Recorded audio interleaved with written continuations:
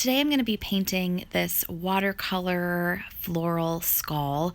Kind of a fun girly look, just a little different take on a traditional skull. So stay tuned and I'll show you how I got this look. I am going to use a glue stick and just run it over my eyebrows because I'm going to be doing some detail over my eyebrows, and it's really hard to paint detail if they are not glued down.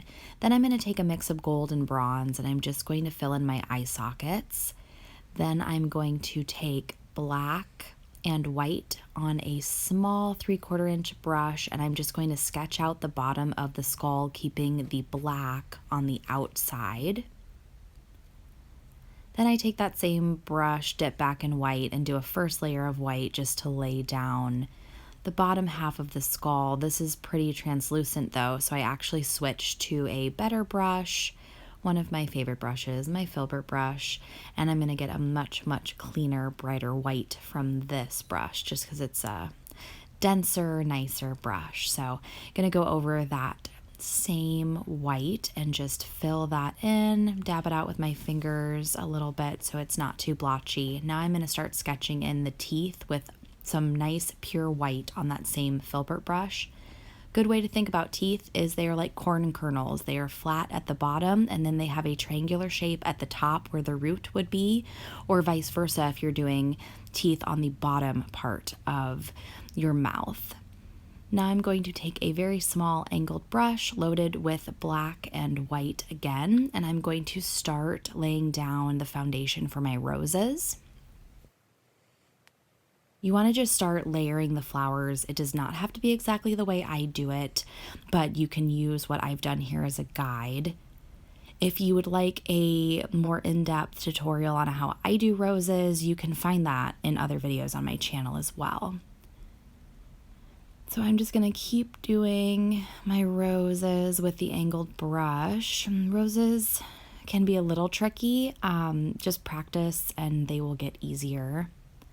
Really like the kind of gray rose that the black and the white gives.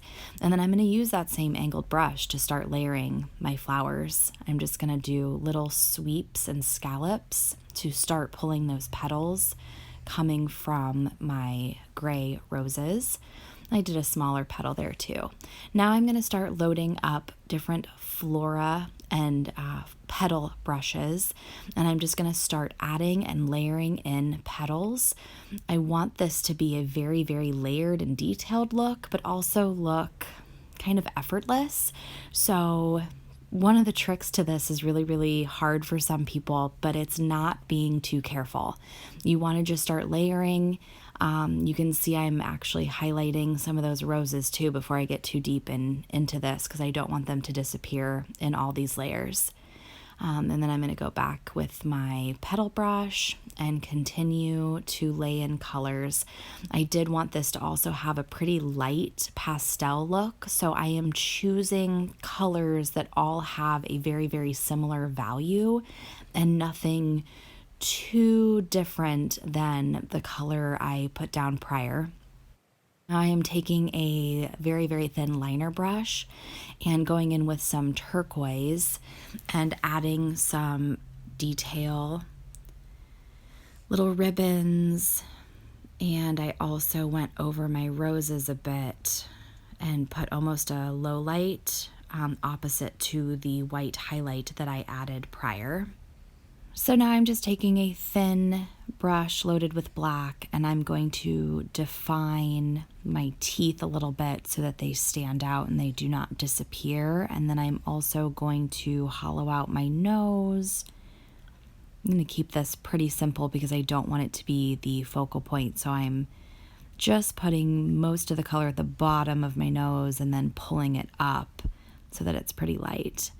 I'm also just very lightly going around my roses again, giving them a lot of depth. This kind of helps with that watercolor look too.